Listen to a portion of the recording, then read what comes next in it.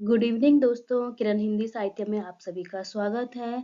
आज हम बात करेंगे सबसे पहले तो द्वितीय पाली के प्रश्नों का जो 17 जून 2023 में सेकंड पाली में हुआ था।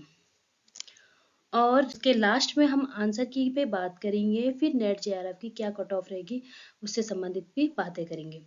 आपके पास पहला प्रश्न है, मंगरूरी जाति किस कहानी से संबंधित है? तो राही कहानी सुभद्रा कुमारी चौहान की, जिसमें राही जो है एक मंगरूरी जाति की। प्रश्न दूसरा है, लाला ब्रजकिशोर पात्र किस उपन्यास से है? तो परीक्षा गुरु उपन्यास से है। देखिए, अंधा युग के नाटकों के क्रम बहुत बार पूछे जाते हैं और इसका क्रम आपको अच्छे से ध्यान रखना है। पहला है कौरव नगरी, दूसरा है पशु का उदय, तीसरा है अश्वत्थामा का अर्धसत्य, चौथा गांधारी का श्राप और पांचवा है विजय एक क्रमिक आत्महत्या। नंबर चौथा, मजदूरी वह प्रेम निबंध का क्रम। देखो, मजदूरी और प्रेम जो निबंध है इसमें 8 भाग है।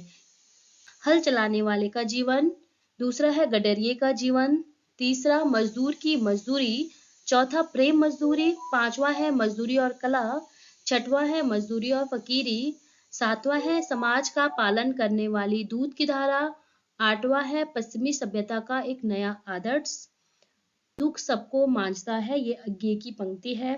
भूख और विद्रोह धूमिल की कौन सी कविता से संकलित है? देखो, दूसरी पाली में भूख और विद्रोह पूछा गया था, तो पहली फर्स्ट पाली में भी धूमिल की एक कविता पूछी गई थी जो कि पटकथा से संकलित है। यहाँ पे देखिए मूर्धन्य व्यंजन। देखो, बहुत सारे लोग कंफ्यूज हो जाते हैं कि मूर्धन्य व्यंजन के लिए एक सूत्र आप हमेशा ध्यान रखना, ऋतु रसायणाम मूर्धा। देखो, री हो गया टॉ वर्ग, टॉ वर्ग के अंतर्गत, र और श ये सारे मूर्धन्य व्यंजन के अंतर्गत आते हैं। हिंदी उपन्यास के पात्र को कालक्रमानुसार लगाए, तो हिंदी के उपन्यासों के पात्र दिए गए थे और उन्हीं को क्या करना था, कालक्रमानुसार लगाना था।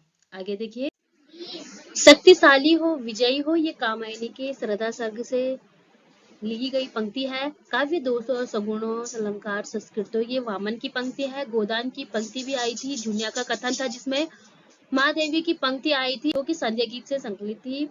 अर्धमागधी अभ्रंश के अंतर्गत बोलियां, तो ध्यान रखना अर्धमागधी के अंतर्गत जो भी उपभाषा है वो पूर्वी हिंदी आती है और इसके अंतर्गत जो बोलियां आती है वो अवधी बघेली छत्तीसगढ़ी आती है। मेला आंचल, काशी का 80, बाण भट्ट की आत्मकथा, आपका बंटी, इन उपन्यासों को आपने प्रकाशन अनुसार क्रम से लगाना था।